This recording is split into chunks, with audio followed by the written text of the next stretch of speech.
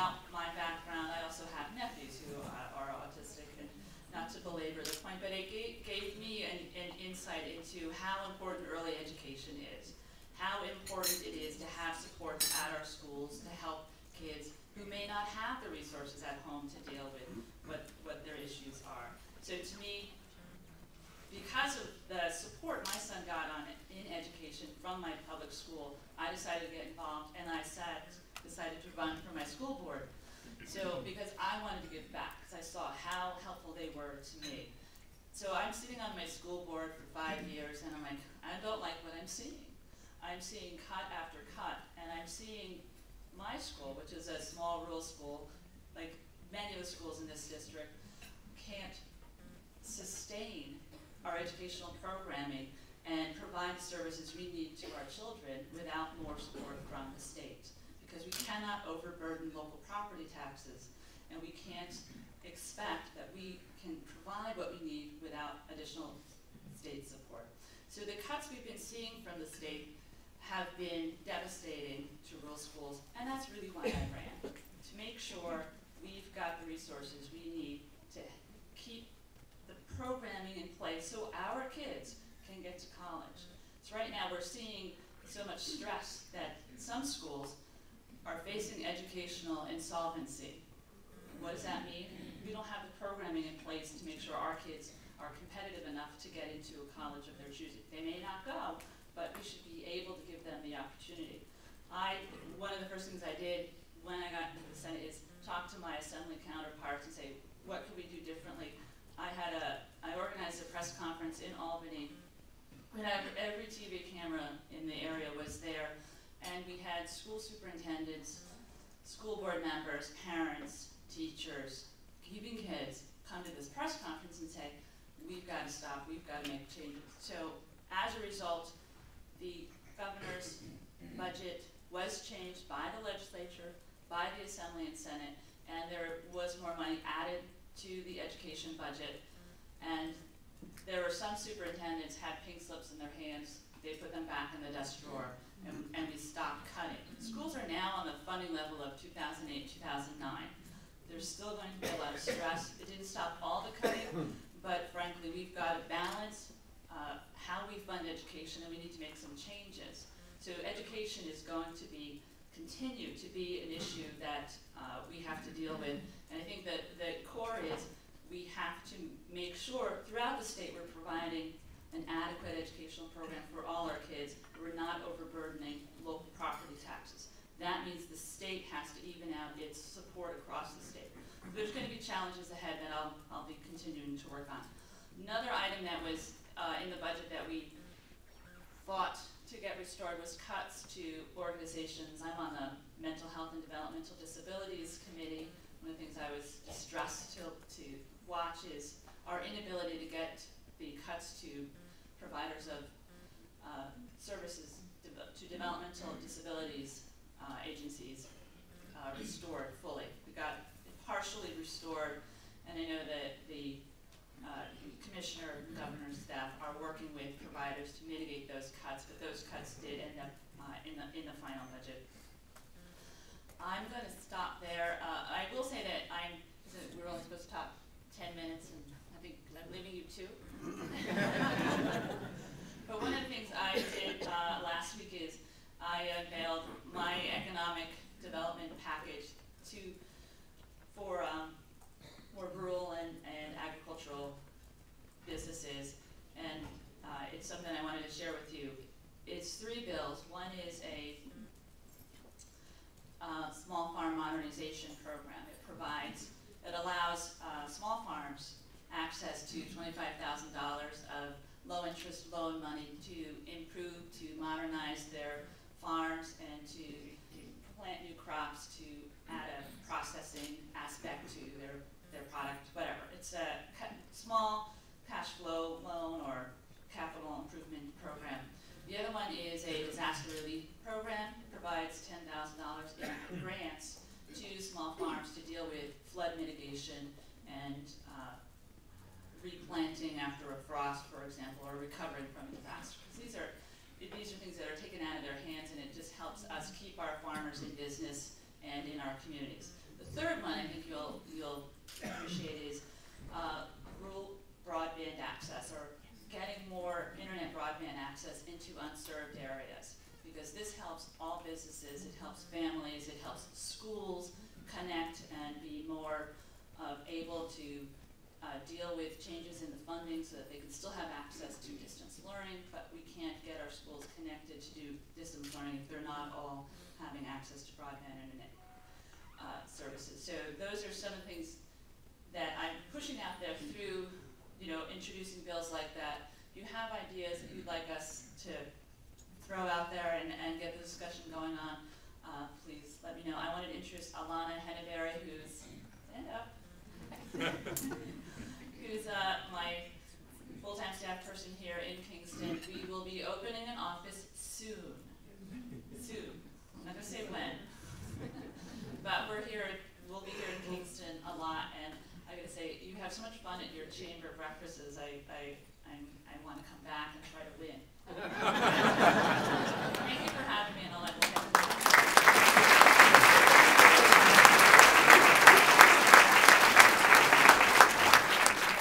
I know what you're thinking. She's only been our state senator for 3 months, and she's accomplished something no one else has ever accomplished before, making me keep my mouth shut for 10 minutes. And Larry, I want to tell you, I was paying careful attention to everything you said, and I will be out at your place to see Jim Seward and John Bonasek eating chicken in the back of a Dodge. That's what you said. It's always good to start with an icebreaker, and I was hoping Rich Matthews would be here because he's always an easy joke. But it really did happen. What I'm about to tell you is absolutely true. How many of you listen to WGHQ in the morning every once in a while? On Thursdays, those guys from the Muppets are on. The two guys that sit up in the balcony on the Muppets, Fred and Al. And Al fancies himself one of Richie's very best friends, by the way. Jim McCaslin, who calls up every single day, called up today and was talking about several topics, as Jim does every day. And one of the topics that came up was landfilling. And they went back and forth about landfills. And at one point, I think it was Fred who said, well, we really should start looking at maybe building a landfill around here. And Al said something like, and I'm trying to remember, I'm going to get it a little bit wrong. Al said, well, they have that burn plant in Dutchess County, we can use that. And then Jim said, well, Rich Matthews, and Al interrupted him and said, Rich Matthews, we're not talking about then, we're talking about now. So I will tell Rich later, although actually I should tell you, he's not here because he's home on his couch watching this on the webcast, and that's much easier for him. Rich and I are part of a group. We get together every 3 or 4, 6, 7, 8 weeks, whatever time allows between flights from Florida and here for him and others. And we have dinner. We call ourselves, ironically, and we've been calling ourselves this for 20 years, the Has-Beens Club. I can't wait to tell him that Al agrees with him. Before I begin, let me introduce my staff that's sitting over here. Adrian Thiege, who runs our district office pretty much. Adrian.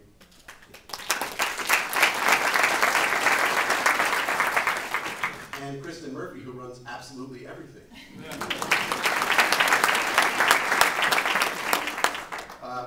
Cece is doing a phenomenal job.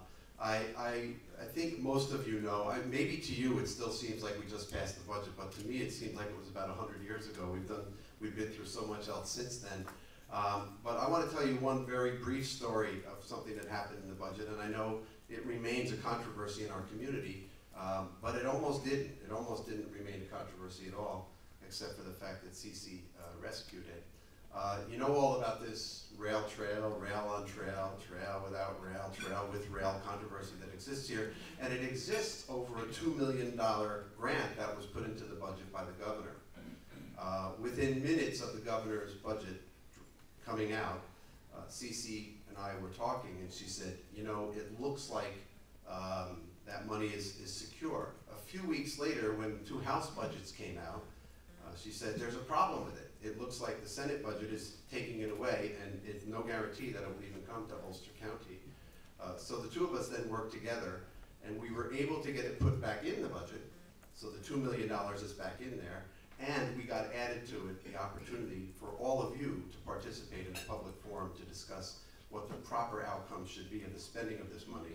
So not only did we keep a resource coming to Ulster County, I think we made it a little bit better. It's all because of her careful attention to the details of the budget. That's who we have in our new state senator.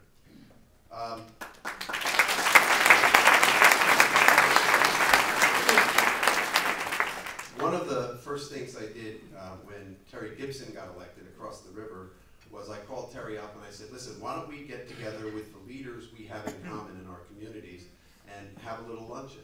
And indeed we did that. We had the hospital in Northern Dutchess there, we had the town supervisors, we had the village mayors, we had the school board people there, and we sat down and we had a great lunch, no agenda, and we just sat down and talked. And it was such a good idea. I said, eventually, when we know who our state senator is on this side of the river, we should do the same thing. And CC had only been elected for a few weeks when we did exactly the same thing at Little Italy. We got together with our town supervisors, our school boards, some folks in the hospital were there, and we just had a free-for-all discussion and just a moment where we could all just get to know each other. Believe it or not, I'm going to be doing that in a couple of weeks whenever we can get the reins to schedule with Jim, because Jim Seward is also new to our area, and we're going to be doing the same thing with Jim. I think it's important for people to meet their state representatives in a time and a way when they don't need them for something, when they can just say hello, when we can just get together and get to know each other, so that when that moment arrives, when one of us needs the other, we pick up the phone and we call as friends. And I think that's what CC, I think, will have experienced based upon our lunch together, and I hope that's the working relationship I have with Jim. I'll say another quick word about Jim Seward, because in addition to being new to Ulster County, he's also my counterpart in the Senate. He chairs the Insurance Committee, so we spend a lot of time together. In fact, he and I will be in Lower Manhattan tonight together. And we were together at 7 o'clock in the morning yesterday, and the day before that too, having a breakfast speech, not in a crowd about the same size as this. He's a very interesting guy, and he's a very hard-working guy, and I'm looking forward to working with him. This is a very, very unusual time in Albany. There has never been a time like this that I'm aware of in the history of the state, and certainly not in the modern history of the state, where there is what they call a coalition leadership in the Senate. There is a majority of Democrats in the Senate, but the Democrats are not in charge. There is a minority of the Republicans that have formed a coalition with a group of Democrats, and the minority of Republicans is not altogether in charge, nor is this coalition. So maybe it's not so unusual. Nobody's in charge in the Senate. But the reality is that it portends great opportunities for an agenda to move forward that doesn't have a particular philosophical bent. It means that whoever can muster the most support in the Senate, provided that the leaders, that would be Klein and Skelos, allow a bill to come to the floor, whoever can muster the most support can actually advance some pretty important policies. And we're trying to make sure that works to our advantage. It doesn't necessarily mean it will, but I think we're going to have some great opportunities coming up over the next, especially the next several weeks as we bring our session to a close. There is a lot in the budget that matters. The increase in school aid that we were able to restore to the budget brought us to the point where no school district in Ulster County saw a cut. When we started out, Onteora and Rondout Valley, and I think it might have also been Marlborough, saw very severe cuts to the budget. But a change to the formula helped those two schools get back on track, and although they're not fully whole and they're still in danger, we've been able to improve the picture a little bit there. Education aid is really one of the most important parts of the budget.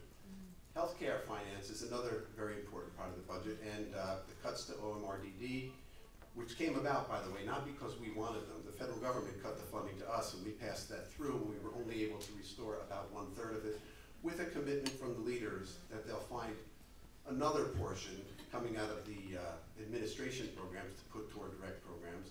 And a third piece of good news, and this is where I come in on a fairly regular basis now, is the Affordable Care Act. Provides a bunch of new funding streams that may help people with disabilities, and we may see some great opportunities in the coming months and years to we can't restore the funds that were cut, but to create new and maybe innovative programs for this very important community. So I said that's where I come in. as chair of the insurance committee, which I think happened around February, the speaker told me that I would be responsible for the Assembly's portion of the implementation of the Affordable Care Act in New York State. And I said, oh, thanks a lot. It was bad enough I had to try to figure out how to make us energy self-sufficient, and now this one. But we've been doing it. And one of the things that we start with, and Jim and I are basically on the same page on this, to the extent that the administrative agencies can do an adequate job and do it without political rancor, we're going to let them do their business. But if we see a need, or if they tell us they have a need for legislation, we're going to jump in and do what we can. The Assembly and the Senate, individually and collectively, that is, within the Assembly and within the Senate, they could not agree. We could not agree to an approach to the health exchanges. And between the houses, we could not agree to an approach for health exchanges. So the governor took it upon himself by executive order to create the health exchanges. Now, I'm a student of government and politics, and that may have some question, may raise some issues about the separation of powers, but no one's going to sue because it happens to be working. If it doesn't work, we're in a position where we can jump in and make some changes. The exchanges, the first manifestation of them will be in October, and that's when they are created for enrollment starting on January 1st. Our goal in the Assembly, and Jim said yesterday it was his goal as well when we did a speech in the Senate, is to create a seamless transition from where we are now to where we're going to be, to make sure that the benefits that all of us have remain as constant as possible, to make sure that there's a comparability of benefits both within the exchange and outside the exchange, and to do so in a way that all of us are aware of what's going on with transparency. So we're looking forward to that happening. So far, there's one other component that is not on track, but those pieces seem to all be on track. The part that's not on track yet is the education component, and that is nobody's really sure what's going on. So I've been calling upon health insurance providers. I've been calling upon folks in the Department of Health and in the Department of Financial Services, and also anybody I can get their ear who has any knowledge or information to talk about spreading the information around the community to let everybody know what's going to happen to them, what's going to happen with them, what opportunities are going to be presented, and what things might change for them. And I think that there might be some shaking out over the next couple of years. I'm sure at some point Ward's going to want to have a program just on that subject because it is pretty dramatic. Overall, it shouldn't impact New York in a disruptive way as much as it's going to in some states that didn't have such highly developed health insurance programs, both public and private. So we're in a pretty good position right now. Overall, though, there will be changes. I think ultimately they will be for the good. That remains to be seen. On the subject of healthcare, and Sister Mary, thanks for breaking the mold of letting an Irish person become the Irish person of the year. Yeah, let's give her a hand.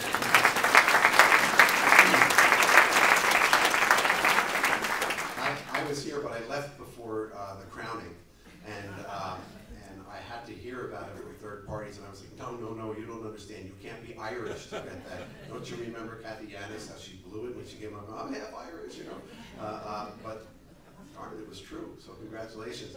And Sister Mary deserves our attention and respect because of all the amazing good work she's done and is still doing in healthcare in our community. We wouldn't have a healthcare system without you, Sister. And you made some very, very tough choices. I absolutely respect you and thank you for everything that you have done and look forward to continuing working with you. But even more important than that is I look forward to you becoming my neighbor a block and a half away. Thank you so much. The healthcare system in Ulster County is still in flux. There are still a lot of issues. We've been trying to hold public forums around the county to make sure people have an opportunity to understand what's going on. I anticipate that we may have a couple of more forums before the icing is on the cake, and hopefully when all is said and done, we will create a healthcare system that brings us into the 21st century and allows us to have a sustainable healthcare system, one that is not always looking at the red ink and worrying about keeping your head above water, and that's able to expand and provide the kind of healthcare that our community deserves. There's so much more to talk about, but much more important about this forum is you don't get to see this kind of gathering too many times, so I would like to end here and defer to your questions, and thank you one and all very much.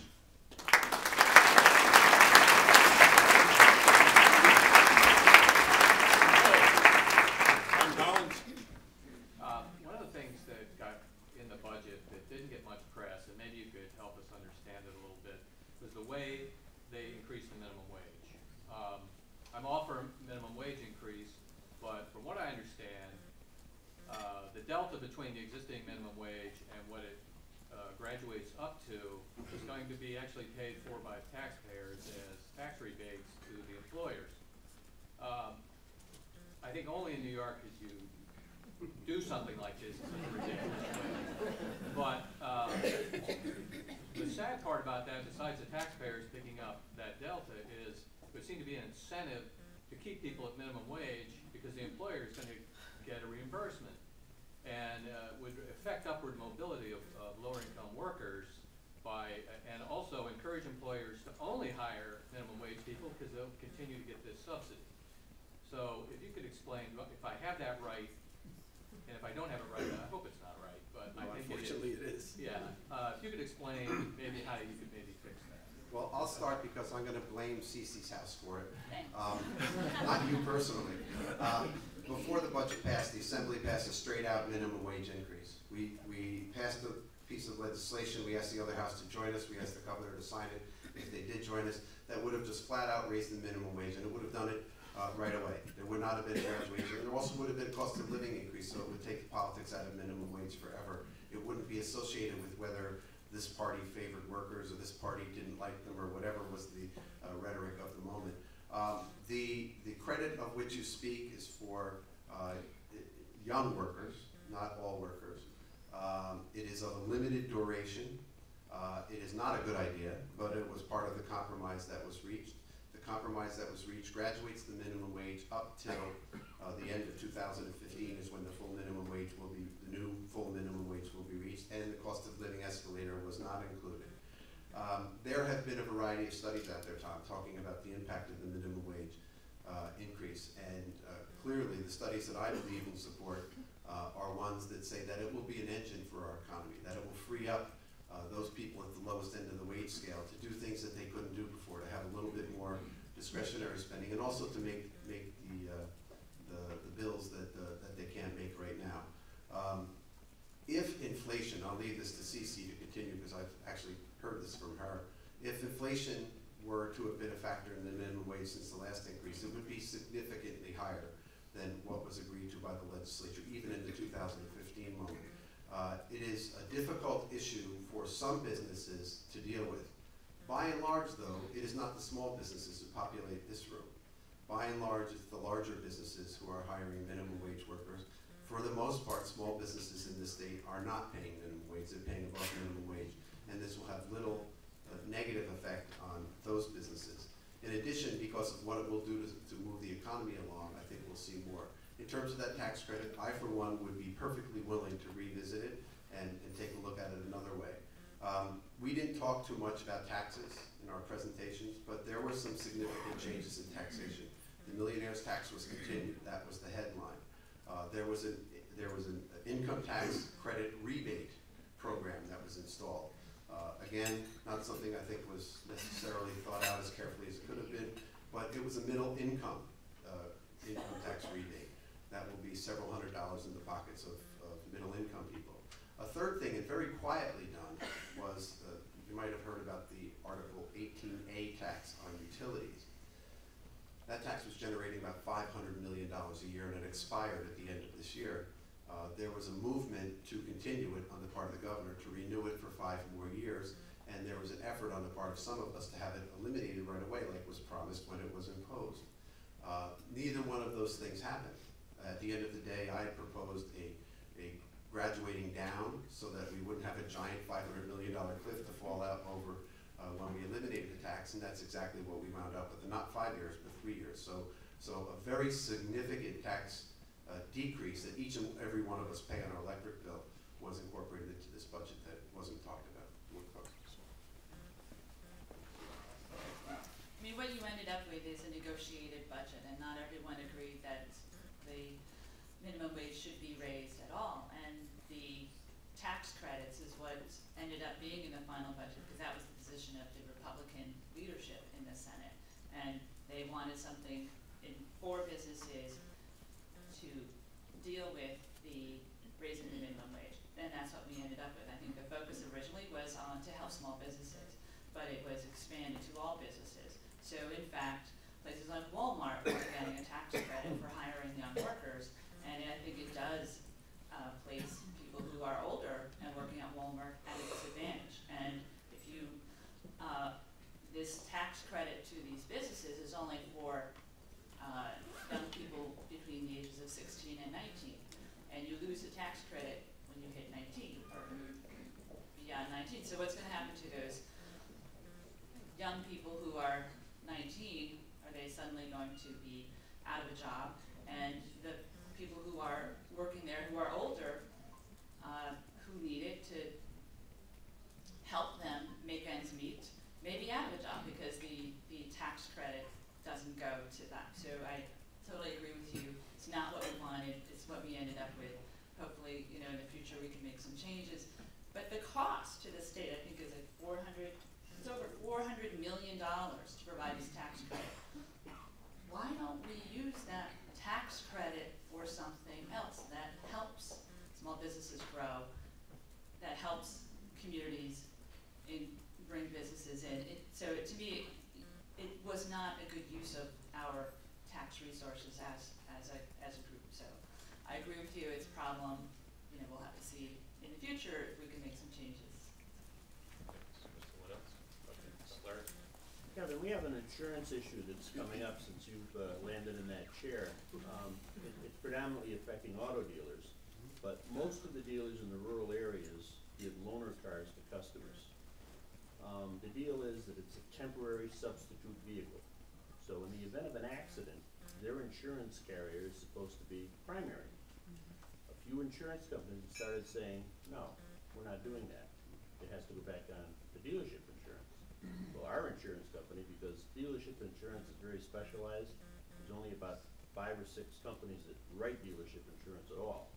They're saying, if this is the case, you're not gonna have loaner cars anymore. This is gonna have a tremendous impact on the way we operate and the customers, because all of a sudden they're not gonna have a car. And you know how rural we are. So I mentioned this to Senator Seward last year. He was gonna get on it, but I haven't heard anything back on it. But Now you mentioned it to me. it needs to be addressed because it's a problem. Well, actually, Larry, this is the first time I'm hearing about that, so I will absolutely look into it. One of the things I've already discovered, and I was told this the day I walked in the door, is that health insurance is responsible for all of these insurances. Health insurance is a mess. That's what they say.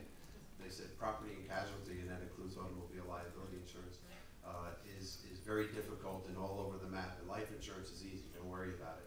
And my experience so far has been exactly that. We just finished doing hearings all over Staten Island, Long Island, the rest of New York City over Hurricane Sandy, and we had the property casualty companies in.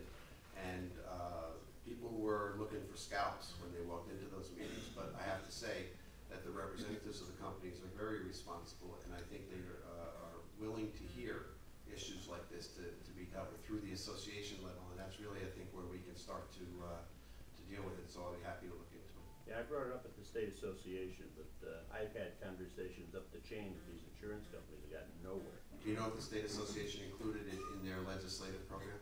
It is not. Okay, and that's thank you for that opportunity to say this. If you're part of the state association and you have a local issue, don't just assume that your state association is going to bring it to the table.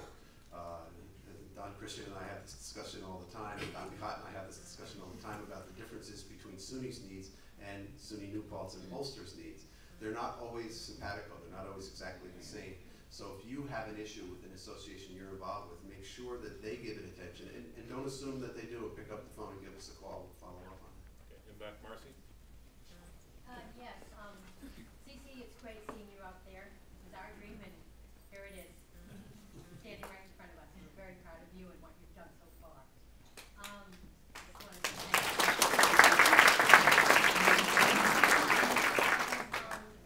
I was wondering, and I think a lot of people in this room are very skeptical about how the new healthcare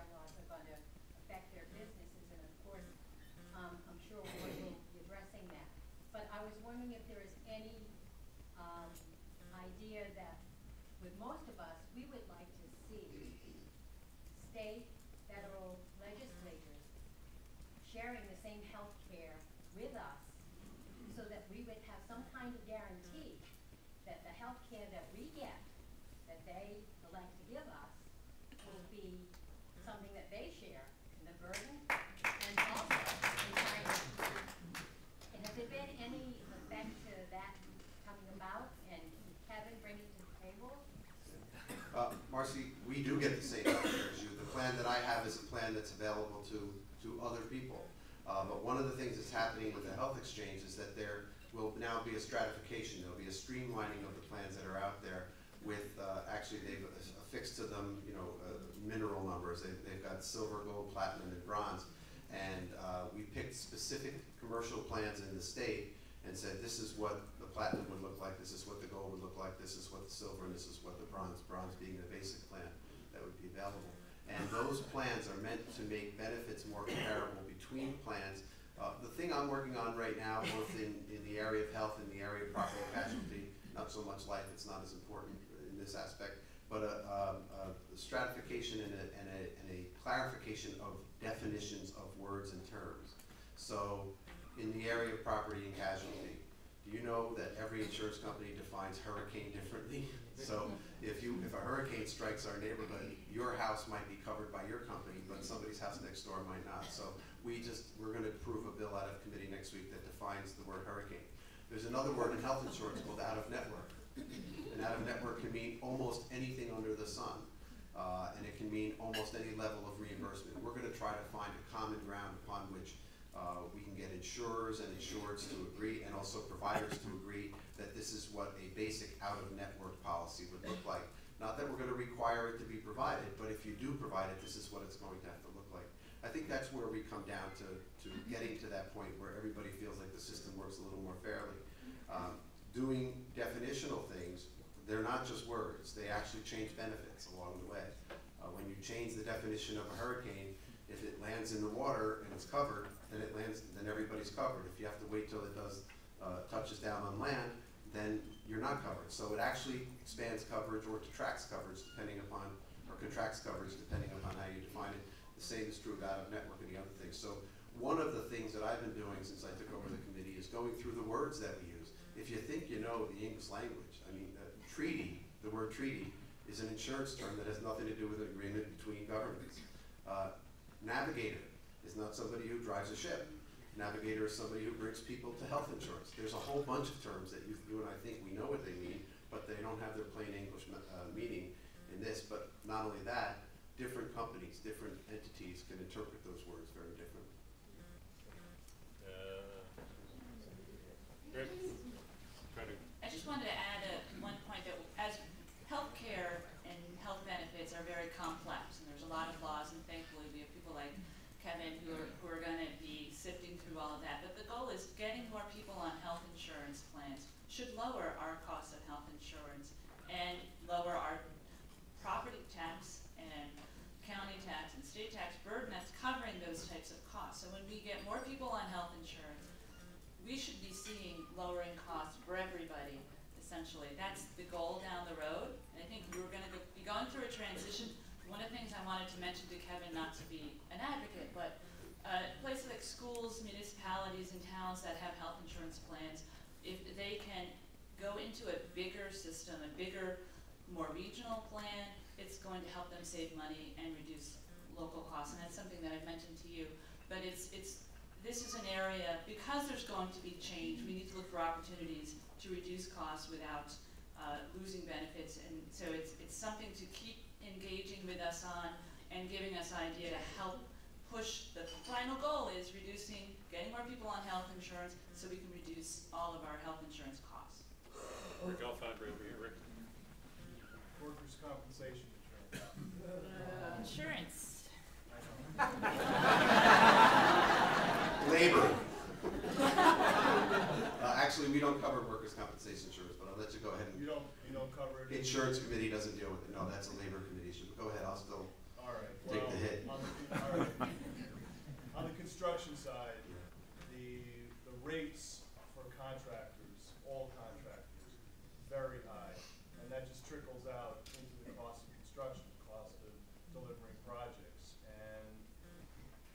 talked about, we've heard about reform over the years, and I'm wondering if there's anything on the state's agenda to further reform. It's very difficult to, if you're a new contractor, to obtain workers' compensation insurance. There's really only one provider, the State Insurance Fund, and they're reasonable, but there's no competition. And there's something about the marketplace, I don't understand it, that causes the other providers not be willing to compete in this marketplace. Rick, a couple of things about workers' comp. It is covered by the Labor Committee. The good news is that the Labor Chair sits exactly next to me on the floor, Carl Hasty, and I've been talking to him about workers' comp. As I say, Carl, I probably get as many questions on the subject as you do, and he said, this year we did unemployment insurance.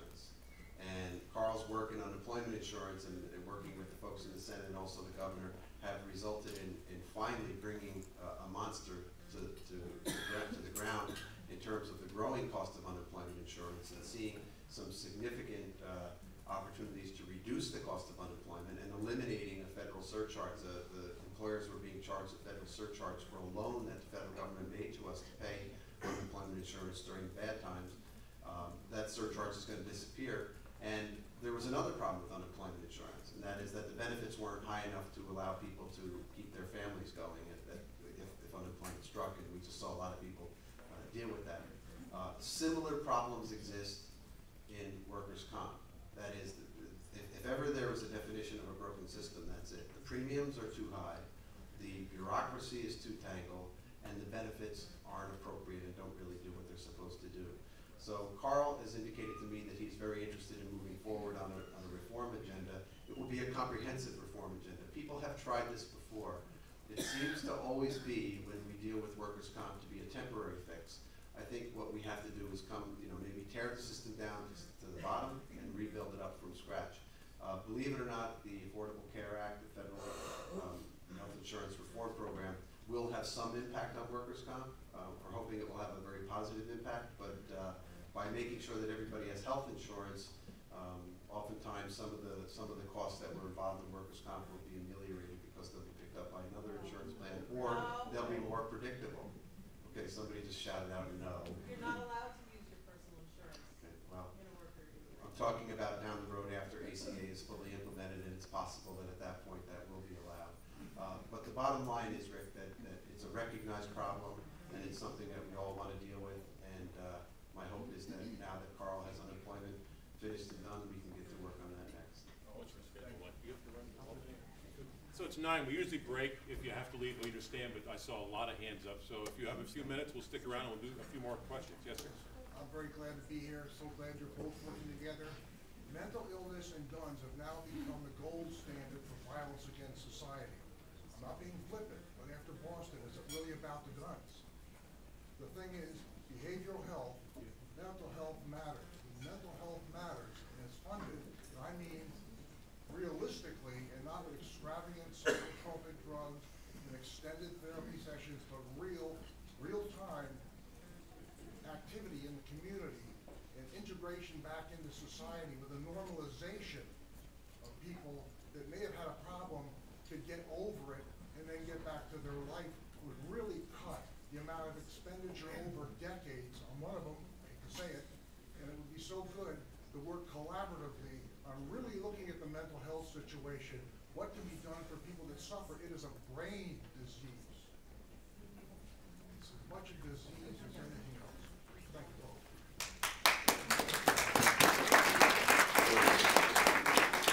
I'm Ranker on the Mental Health and Developmental Disabilities Committee, and one of the things I'm going to be looking at now that the budget is done is how we're transforming the systems.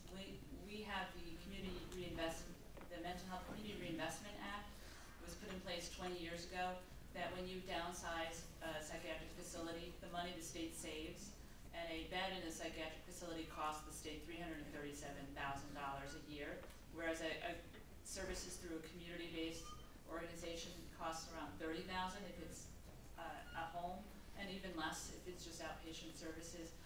Things have, times have changed. There's more therapies, more ways to help people. But we're not seeing the savings going when we're closing or downsizing beds. into community-based services. And now there's a new effort to look at centers for excellence. We still have 17 psychiatric facilities serving 2,500 people. It's a huge cost to the state, and there's going to be Commissioner Lomage is doing listening tour around the state to hear from people in the community, providers, consumers, how do we change the system to make it work better. I would encourage you to participate in those listening tours and contact my office if you have suggestions. We're going to be looking at how do we transform the community mental health system into the system that we all know is possible to work more effectively for people in the community, and especially schools. One of the things that really distressed me about the school cuts is one of the people they're often letting go are the school psychologists or the counselors, people who are there to help kids who are struggling with behavioral issues. And in a place to recognize, this is more than just behaviors, there's something going on here that we can provide more services and should be. And the sooner we get to people at a younger age and helping them with services, their outcome is going to be a lot more fruitful and productive, et cetera. But it's making sure that as we're closing systems in the state, that those resources go to the community is something I want to make sure we see happen. So I'm going to be working on that. Thank you for bringing that up. Kevin, you want that? Okay, all right. Dan. Dan Lefebvre. You know, we have our issues with finances, and this is just a point, and I'm sure a lot of people know it, but in this region 3 of the DEC, and my numbers will be skewed 5 to 7%, I believe there's full-time employees around 420 some employees. That same region is Hudson Valley Economic Development Corp, and for their full-time people, there's 6. And, you know, I'm real involved in the environment. I care about it. I also care about business. And I think when you have, in the same exact region, 450 people in one department, 6 in another, maybe you guys could just look at that if it's important to you, important to me. Thanks, Dan. Let me tell you a little known fact about the Department of Environmental Conservation. It is not really a state-funded agency. 80% of its funding comes from the federal government to carry out federal policies. So when the federal government gives us money and they tell us we have to monitor and inspect clean water, we have to make sure that the gasoline in our communities is in compliance, that people are not contaminating groundwater. We have to put the forces on the ground to do so, or not only do they not pay us the money to do it, they fine us for not having it happen. So the funding stream for DEC is different, but your point is well taken. There are fewer resources dedicated to economic development under that category than there are for a lot of other agencies. But so many things that we do are associated with economic development. I would argue that our best and strongest economic development engine is our state university system. That not only is it providing an economic engine for the communities in which it exists, but it's also preparing the people that are going through those classrooms for tomorrow to become the productive and tax-paying citizens of tomorrow in a way that is sustainable. A lot of the economic development programs we've seen have not been terribly successful. Rest assured that if one was, it would be replicated over and over again, and you probably would see an army of several hundred people here in the valley to deal with it. Scott? My name is Scott Owen, it's Auto Glass. Kevin has had me in his office since 1998, lobbying for changes in insurance law in regards to auto glass and independent auto glass companies. But today I stand up in regards to the fact that I'm afflicted with neurological Lyme disease, and a once very vibrant person in our economic community, and now I had a hard time getting out of bed this morning. I want to ask about funds that were allocated in the budget for Lyme disease and tick-borne infections, since the Hudson Valley is the hotspot of the country. And the Senate Bill 3478 and the Assembly Bill 5174 that is addressing some of the issues in regards to tick-borne infections, in regards to treatment and education and protection of the physicians that treat. Thank you. Scott, thank you, and let me tell you, what I said to Larry before is exactly what Scott did. He would come to Albany on a regular basis to talk about the practice of insurance companies of steering their customers to particular places, and sometimes actually making it sound like they were prohibited from using local businesses like Scott's to get their repairs done, and indeed our insurance regulations don't allow that. We're continuing to look at those issues, and Scott, if you need to take a break from Albany this year, I understand. I got your point, and now I'm the chair of the insurance committee, so it means a lot more. Lyme disease. In addition to CC being new to the legislature, we also have Terry Gibson on the other side of the river. And this is ground zero for Lyme disease. It's not Lyme, Connecticut anymore, it's here. This is where Lyme disease is. And there's been something about the weather, something about circumstances over the past several months that a lot of people who have had dormant Lyme disease have seen it kick up again, and it's really coming back home in a way that's right in our face. Terry proposed, I adopted in the Assembly, a bill that would allow insurance companies, that would require insurance companies to provide for the full treatment and care of people with Lyme disease. It is a debilitating disease, but it is a disease nonetheless that requires health care. And to specifically exclude it is in my mind immoral. In addition to that, Scott, the bill calls for serious investment on the part of the state of New York into research and development. Since it is our native disease, it is a disease native to New York right now, it is incumbent upon us to put the resources necessary to deal with it. If any of you have, and I apologize, and I feel sorry for you already, if any of you have had a family member or yourself, like Scott, have had to suffer from Lyme disease, you know that it is utterly devastating. It kicks the legs right out from under you. It changes your life in a dramatic way. I have family members who are dealing with it to this day. They try every single day to be good, productive citizens, and 90% of the time they can, but they don't know when it's going to happen, but some days they can. We have made some advancements. We have some very good medical providers in both of these communities. Some are innovative and walk a little bit on the line of regulatory when it comes to healthcare on the other side of the river. But we do have the best people in the field in our community. What we need to do is embellish that care with more research and make sure that when you need that care, it's paid for. I went to my mailbox a week ago, and there was something crawling on a letter. I'm like, what is this? I thought it was a spider. It was a tick in my mailbox, and it was like special delivery of it. Wow, and you know, this is in Waynesburg. We're 2 weeks earlier than, later. We're colder. Longer. Here, forget where I am in the district. But this is something that we're continuing to face, and I think because of the changes in our climate, we're going to see perhaps even worse conditions where there are more potential possibilities for people to be in contact with ticks. It's in my mailbox. I just can't get over.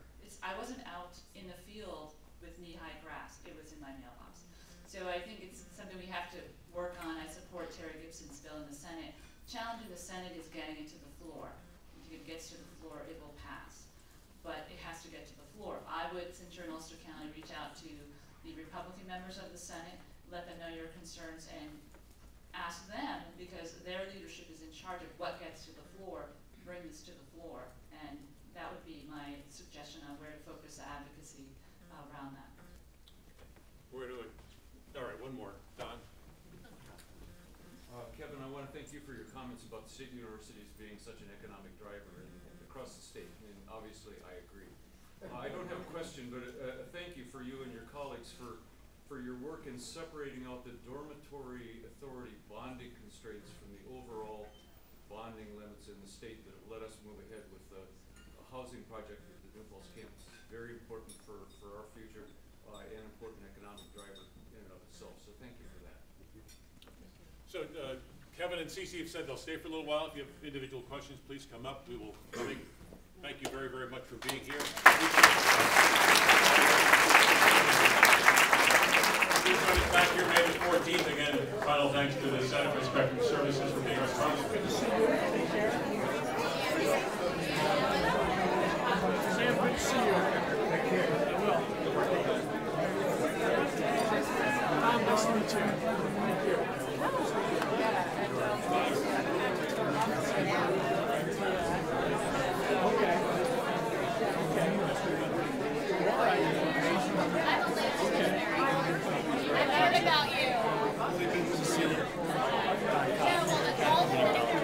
We're still moving ahead with our energy center and getting a little bit behind. So sometime probably in early summer, we're going it down. Hopefully you're still interested.